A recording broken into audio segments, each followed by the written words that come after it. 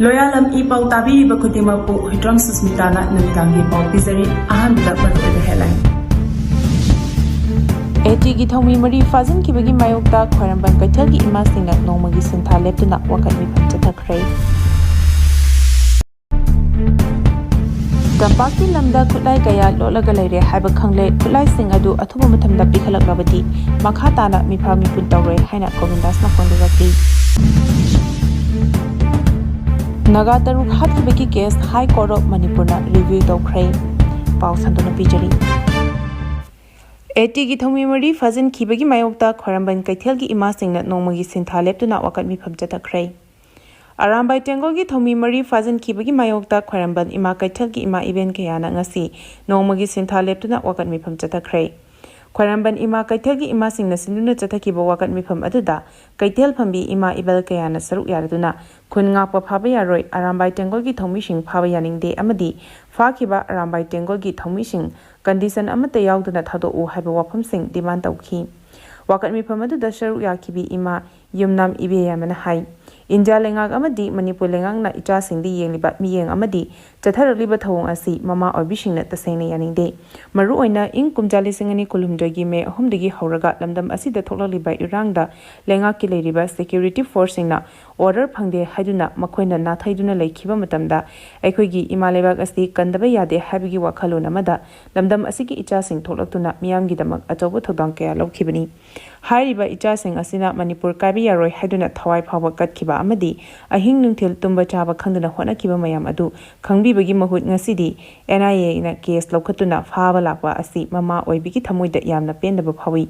matam aduda police station singdagi icha sing asina Manipur kanabagi demak lokhiba Kutlai sing adu piar lengak na pikhalaknaba Khanghankhre amadi Kutlai sing adu pikhalabadi icha sing asida palamba case sing lokthokani haina thamlakhiba wafam adugi matung inna icha sing asina Kutlai sing adu lengaki mafamda khosanaki haba asi miyamna khangnaraba ngaktani adubu masigi ona tainabada ngasidi icha sing asida case kaya pansinduna fana bohanarakliba asi yaningde asigumba thawong sing makhata na chatharaklabadi miyamna tumin leithokloi loinena Fazin Kiba icha sing athuba matamda condition amata yauduna thadorakadabani hainasu mahana phungdokhi Maitai Union Kangpokpi District na Chief Minister Unakhre Manipur da tholiba matam sanglaba irang asin maram oiraga lanjena duna leriba miyushing khunda laita hanaba amadi mateng pangbinaba Maitai Union Kangpokpi District Manipur gi delegation team amana ngasi CM Secretary ta chatuna Chief Minister Yumnam Khemchan Unakhre Laisom Hemanta Moirang Temjoy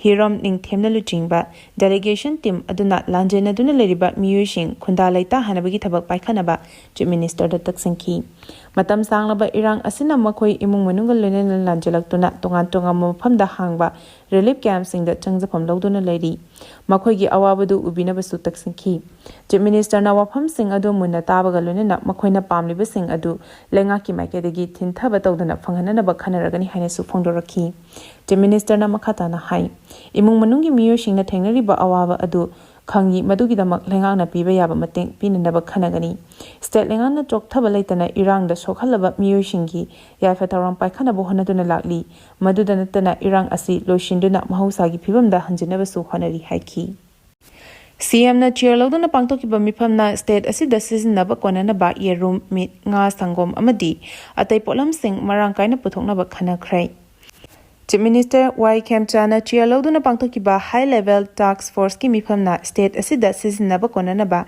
yerum mit nga sangom amasung atai marilineba polam sing marang kaina puthoknaba amasung Manipur gi wangmada thadokpa ngamnabagi matangda khanakhre Lokhaloliba khongthang asi Department of Development of Northeastern Region Donor gi Regional Development Initiative ki makhada paikhatkadabani Veterinary and Animal Husbandry Department ki makok thongba officers singasu unaduna scheme for special assistance to state for capital investment scheme asi chana hanabagi matangda su amuk hana yengsinki unaba aduda department asina state asida piriba service sing hena fagat hanaba yen nganu amadi okna chingba loibagi phibam fagat handuna state asigi sel thumgi phibam fagat hanbada mateng pangnabagi matangda su khanaki hari amaromda Manipur gi umang amadi lokpham sing ngak sheduna thambagi thabak thong manana paikakani haina Chief Minister Y Khemchana thadorokpa cholamana hari Warol asina hai Manipurda lam sizinabagi matangda Imphal leba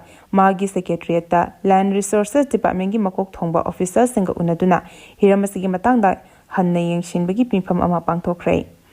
Mifam aduda CM na fongdokibada chawkwa thaurangi thabak shingshu paikhataba natte. Paikhataba yade adumoinamak umangi lam amasung lau shingu taunariba laupam sing ngak shendun thamba haibasishu tangai fade. Maramaduna lam sizinabagi matangda miyeng shanba thaushil thaurang paikhatba haibasi taudaba yadraba tangai fadaba amani haina su Chief Minister na fongdoki hari. Tampaki lamda Kutlai kaya Lotlli laire haiba khangle Kutlai sing asi atuba matamda pikhalaknabadi makhatana miphamipun tawroi haina Govindas na fongdorakli. Tongan-tonganba agency gi report matung ina Manipur gi Tampaki lamda hauzik Kutlai kaya lo sinduna lairi hairi. Lotlli lairiba Kutlai sing asi loina puthokduna pikhalau madu oirabadi amuk hana aikhogi ichaisu sing mipamifun tawdanaba laukhatpa yaba thabak Manipur lengana laukhatpa ngamnaba honagani haina Home Minister Govindas Konthojamna fongdokre. Wafam asing asi Khumalampangta pangthokiba malemgi Olympic numit ki tharamda saru yaba lakiba Home Minister Govindas Konthojamda paumi shingna handak arambai tengol gi miyoi khara fakiba adu thadoknaba lengangna kari karamba thabak lokhalabage haina hangbo wahangi pakhum piraduna Minister na fongdokibada marak-marakta thodong wathok macha khara thokpa natana hauzik Tampaki mafam ayambada tangdulai taba hanjilale haina lawba yare. Matam kharagi mamangda Tampaki mafam kharamda oiramba phibam adu ngasidi oidrei. Tampaki mafam ayamba law and order gi phibam yamna fagalei. Lamdam asida development puraksi harabadi tangdulai taba hana purakpa mathau tai. Tampakta irang thoktragadi law and order ngak shenaba Tampaki tongan mafamda deploy toriba Central Force ngasi chingi irang tholiba mafam singda thajinduna operation chathabada sizinakba yagani. Chingi mafam singda ahendam iyeng thamduna law and order gi phibam lakshinaba combing operation na chingbasu chathaba hore haiki. Makna makhatana hai operation asigi manung channa tangdulai taba hanjilakpa pamdaba irang sagatpa miyushing fagatpa horagani. Logi wangmada pariba Kutlai sing asi leiriba makai state asida tangdulai taba hanjinba ngamloi. Maramaduna logi wangmada pariba Kutlai sing asi faganaba DGP da Khanghankhre. Handak arambai tengol gi miyoi mari police na faraga NIA da sinakiba adugi matangda Manipur gi DGP ga su wari sanare. Makhatana mifami puncha thadana su high khre adubu intelligence ki agency sing na pirakpa report ki matung ina Tampaki mafam khara da Kutlai kaya lotuna thamli hari. Makhatana mifami pun thoktanaba lotun thamliba Kutlai sing asi athuba matamda surrender tawbirau. Tampaki law and order asi stable hek oibaga chatpa yadana lairiba chingi lambi asi chatpa yahana bohonagani hanasu DGP na haira I haina makhatana fongdoki. NSA da fazin kiba miyoi ama Manipur High Court na thadoknaba lengakta Khanghankhre. National Security Act NSA gi makhada fazin kiba miyoi ama thadoknaba Manipur High Court na Manipur lengakta Khanghankhre. Masagi chehi kunithoi khaktangairiba naha ama fanabagi matangda thokiba order adu Chief Justice N Sundaram Justice Ahan Tembi Molgi bench na chanahan khidrei. Kanagumba miyoi amana crime torokpa yai habigi chingnaba lerba khaktada preventive detention oina fajingadabani. Mamangda tawkiba aranba thabak shingi matangda miyoi amabu amuk hana fajingadaba natte. Matung tarakpada crime torokpa yai haina chingnabagi khaktamak fagadabani haina kona fongdoki. Kona hai NSA gi section 10 gi matung ina lengaki mathaudi cheyol ahung gi manungda advisory board ki mamanda detention gi material pumnamak shinabani. Advisory board na kupna yengshilaba matungda miyoi adu makhatana fajinba mathau tai natraga thadokhi gadabani habigi warep lawgadabani. Ing kumjali singani kunmanga gi December da miyoi amana Unlawful Activities Prevention Act 1967 gi makhada fajinki. Miyoi adu fabagi FIR da Arm Act amasong Vardiya Nanya Sanhitya gi provision sing pali. UAPA gi matung ina numit marfudara gi manungda charge sheet file tawgadabani natragana fazin wagi matamadu numit chamaga marfuda sangdohanaba haizagadabani haiki. Brown sugar ka konana fare.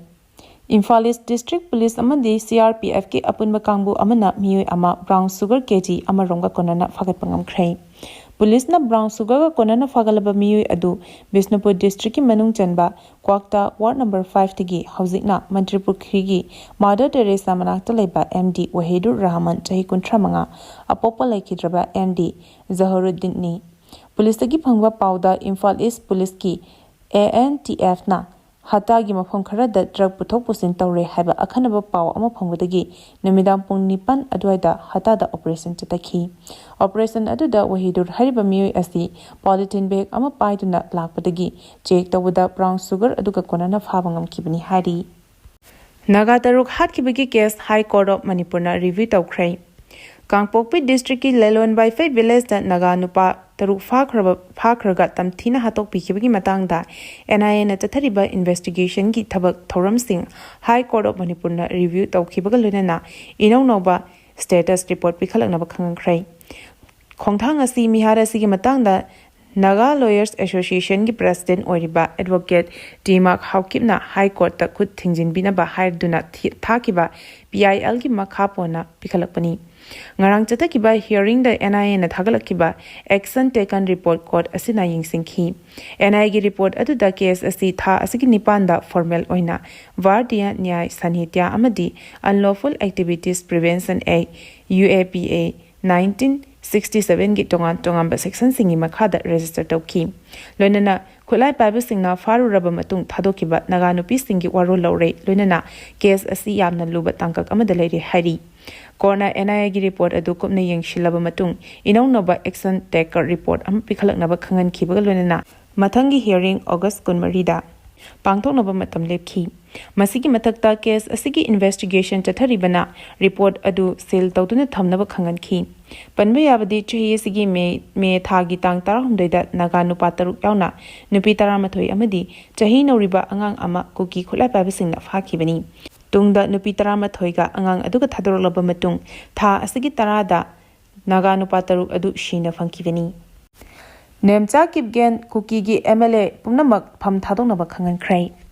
Deputy Chief Minister Nemcha Kipgen amasong Kuki MLA Pumnamak pham Thadoklaga masagi miyamga punna lepminagadabani Haina Kuki History and Identity Protection Committee na thadorokpa chirolamana phangdorakli. Chirolasina hai ing kumjali singani kulumdogi me ahumdagi hauna Kuki puruki miyosing miyot minegi maisa khangduna lakli. Haujiphawada miyoi chanigi yangkhai hena sikibaga loinana lising humpu hena relief camp singda chungjafam lawduna lairi. Modi na luchingba BJP lengakna Kuki puruk manungda divide and rule ki thoksil chana handuna laire haina paladuna chirol asina hai. Kuki puruki miyoi ama Deputy Chief Minister haplaga loinana matam sangna warushin purakpangam loidaba mongda wari sanabagi thawong chathabana miyamgi thazba manghale. Center na Kuki MLA singamadi KNO UPF control tawshilaga miyamgi maram chaba separate administration natraga union territory ki demand na thainaba honare. Thawong asina Kuki puruk manungda napak tahanbagi phibam lakle hairi. Arubada maruiba paw amukana pizari. Eti gi thomi mari fazin kibagi mayokta khwaramban kaithal gi ima singna nongmagi sintha leptuna wakatmi phamchathakre. Tampaki lamda Kutlai gaya lolaga leire haiba khangle Kutlai sing adu athuba mathamda pikhalaknabati makha tana mipha mipun tawre haina Govindas na phondurakli. Naga taruk hatkibagi case High Court of Manipur na review tawkhre. Matang asida loyalam E-PAO na namitangi paw bibil lezari tabiri ba khutimapu amuka Haina khurumjari.